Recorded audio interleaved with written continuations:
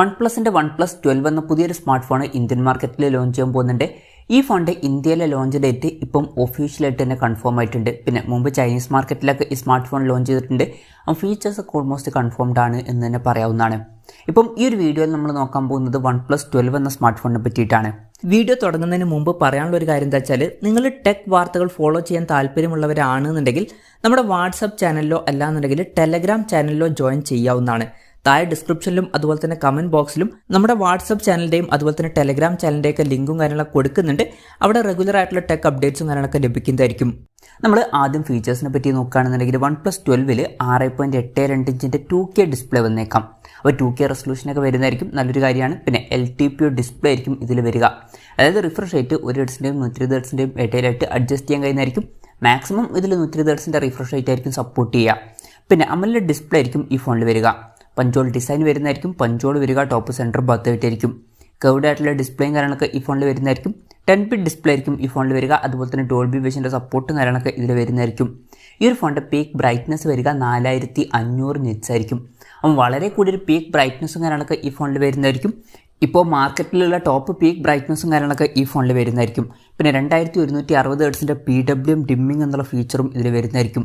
അപ്പം ഈ ഒരു ഫോണിൽ അത്യാവശ്യം നല്ല ഡിസ്പ്ലേ ഫീച്ചേഴ്സും കാര്യങ്ങളൊക്കെ വരാൻ സാധ്യതയുണ്ട്.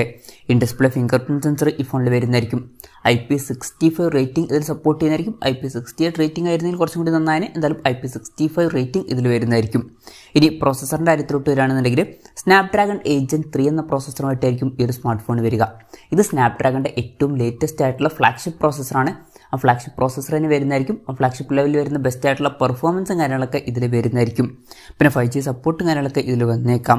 ഈ ഒരു ഫോണിൽ 16 GB അല്ലാന്നുണ്ടെങ്കിൽ 24 GB റാം വരെ വന്നേക്കാം. അതുപോലെ തന്നെ 1 TB ഇൻറ്റേർണൽ വരെയും വന്നേക്കാം. LPDDR5Xൻ്റെ റാമും UFS 4.0 സ്റ്റോറേജ് ടൈപ്പും ഇതിൽ വരുന്നതായിരിക്കും. പിന്നെ മെമ്മറി കാർഡ് സ്ലോട്ടും അതുപോലെ തന്നെ 3.5 മോഡി ജാക്കൊന്നും ഈ ഫോണിൽ വരാൻ ചാൻസ് ഇല്ല. IR ബ്ലാസ്റ്റർ എന്നുള്ള ഫീച്ചർ ഈ ഫോണിൽ വരുന്നതായിരിക്കും. അപ്പം ഈ ഫോൺ റിമോട്ടൊക്കെ ആയിട്ട് യൂസ് ചെയ്യാൻ കഴിയേണ്ടതാണ്. NFC എന്നുള്ള ഫീച്ചർ ഇതിൽ സപ്പോർട്ട് ചെയ്യുന്നതായിരിക്കും. പിന്നെ ഫോൺ വെട്ടം നീറ്റായിരിക്കാൻ വേണ്ടിയിട്ട് വേപ്പർ ചേമ്പർ കൂളിംഗ് പോലുള്ള ഫീച്ചേഴ്സൊക്കെ വരുന്നതായിരിക്കും. X ആക്സിസ് ലീനിയർ മോട്ടർ ഇതിൽ വന്നേക്കാം. പിന്നെ സ്റ്റീരിയോ സ്പീക്കേഴ്സും കാര്യങ്ങളൊക്കെ ഈ ഫോണിൽ വരുന്നതായിരിക്കും. ഈ സോഫ്റ്റ്വെയറിൻ്റെ കാര്യം പറയുകയാണെന്നുണ്ടെങ്കിൽ Android 14 ബേസ് ആയിട്ടുള്ള OxygenOS സോഫ്റ്റ്വെയർ ആയിരിക്കും ഈ ഫോണിൽ വരിക. ക്യാമറ കാര്യത്തിലോട്ട് വരികയാണെന്നുണ്ടെങ്കിൽ ഫോണിൻ്റെ പിന്നിൽ ട്രിപ്പിൾ ക്യാമറ സെറ്റപ്പ് വന്നേക്കാം. 50 മെഗാ പിക്സലിൻ്റെ 1.7 അപ്പേഴ്സിൽ വരുന്ന മെയിൻ ക്യാമറ സെൻസർ ഈ ഫോണിൽ വരുന്നതായിരിക്കും. ഇത് സോണി LYT808ൻ്റെ സെൻസറായിരിക്കും. വോയിസിൻ്റെ സപ്പോർട്ടും കാര്യങ്ങളൊക്കെ ഇതിൽ വരുന്നതായിരിക്കും. പിന്നെ 48 മെഗാ പിക്സലിൻ്റെ അൾട്രാ വൈഡ് ആംഗിൾ ലെൻസ് ഈ ഫോണിൽ വരുന്നതായിരിക്കും. ഇത് സോണി IMX 581ൻ്റെ സെൻസറായിരിക്കും. ഇതിൻ്റെ ഫീൽഡ് ഓഫ് വ്യൂ വരിക 114 ഡിഗ്രി ആയിരിക്കും. പിന്നെ 64 മെഗാ പിക്സൽ ഒരു ടെലിഫോട്ടോ ലെൻസും ഈ ഫോണിൽ വന്നേക്കാം. ഇതിൽ 3x ഒപ്റ്റിക്കൽ സൂം ഒക്കെ സപ്പോർട്ട് ചെയ്യുന്നതായിരിക്കും. അതുപോലെ തന്നെ ഇതിൽ വോയിസിൻ്റെ സപ്പോർട്ടും കാര്യങ്ങളൊക്കെ വരുന്നതായിരിക്കും.